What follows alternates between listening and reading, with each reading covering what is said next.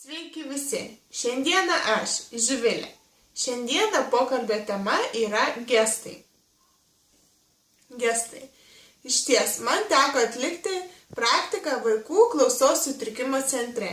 Ten vaikai mažiau naudoja kalbos bei naudoja gestus. Išties praktika buvo įspūdinga. Man teko patirti, kaip vaikai bendrauja gestais ir šnekasi tarpusavyje.